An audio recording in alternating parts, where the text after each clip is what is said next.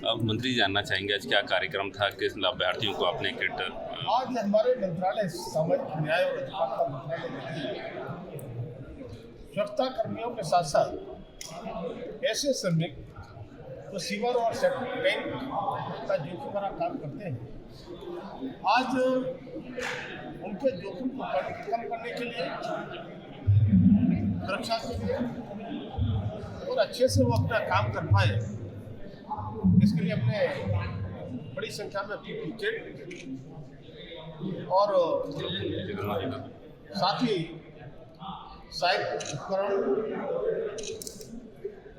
Ayushman card उनके स्वास्थ्य की दृष्टि से 5 लाख रुपये तक का उनके लिए देने का काम किया है और आत्मनिर्भर बनाने के लिए सिलाई की मशीनें देने का काम किया है। और इस कार्य में बरेली कुछ सैजापुर के लोग खासतौर से बरेली और ये कार्यक्रम अब तक लगभग 73,000 से भी ज़्यादा लोगों के लिए हमने चिन्हित किया है देने का। सीवर और सेप्टिक टैंक के समूह के साथ साथ ऐसे हमारे स्वच्छता कचरा गिनने का काम करते हैं, इनके लिए भी हम आयुष्मान कार्ड से जुड़ने का। सबसे पहले मैं देश की सेना के लिए अपनी ओर से और आप सबकी ओर से मैं बधाई देना चाहता हूँ।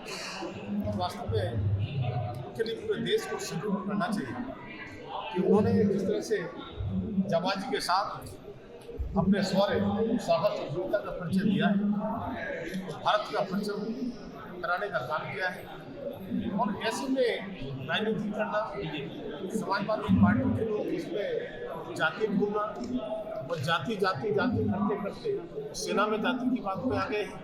तब मैं कहूँगा सेना की हमारी जाति नहीं होती, सेना के जवान और जवान जो है इस देश की रक्षा के लिए हमेशा अपनी जान खड़े रहते हैं।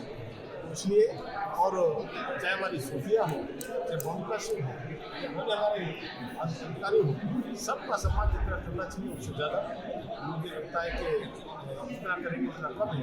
हमारे प्रधानमंत्री की दृढ़ इच्छा शक्ति के चलते इतना बड़ा निर्णय लेकर के जो सिक्योर ऑपरेशन की सफलता जो हुई है, तो मैं कहूँगा कि आज भारत के सेना ने ये दिखा दिया है कि हमारी बहन बेटियों के सिंदूर की चुटकी कीमत क्या होती है, ये पाकिस्तान के लोगों ने समझ लिया।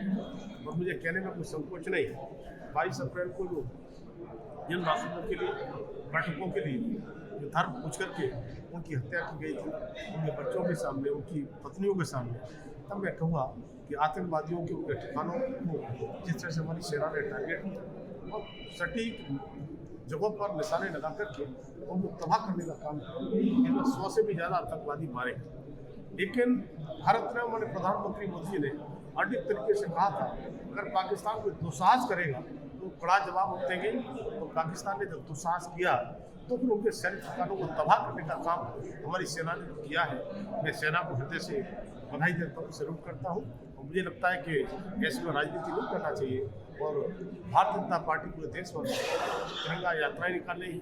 मैं भी आज बधाई में तिरंगा यात्रा में शामिल हो गया। कल बरेली महानगर में बहुत जबरदस्त तिरंगा यात्रा निकली है।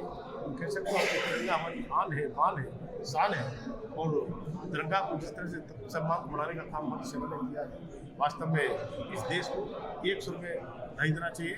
और जिस तरह से डिप्लोमेटिक स्ट्राइक की है लगातार चलती है।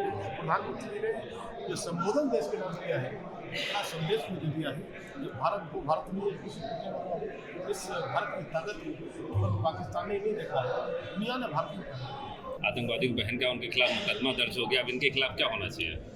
अब ये तो राम गोपाल जी बता सकते हैं और मुझे लगता है कि कानून अपना काम करेगा, लेकिन इस तरह की भाषा जिसमें सेना का मनोबल इतना ऊंचा है उसको कमजोर करने का प्रयास किया जा रहा है। तब मैं कहना चाहूँगा कि समाजवादी पार्टी में नेता हो या इंडी गठबंधन के और नेता हो, हमारी सेना का हौसला आप कम नहीं कर सकते।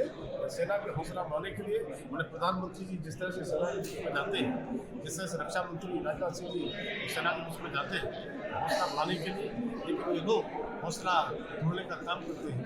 मुझे लगता है कि पूरे देश के 40 करोड़ लोगों के लिए इस तरह यात्रा में शामिल होना चाहिए। देश के जवानों को हम समझते जी, थैंक यू। अगर आप ये वीडियो YouTube पर देख रहे हैं तो हमारे चैनल को सब्सक्राइब करें और बेल आइकन को दबाना ना भूलें। अगर आप Facebook पर ये वीडियो देख रहे हैं तो हमारे पेज को लाइक करें।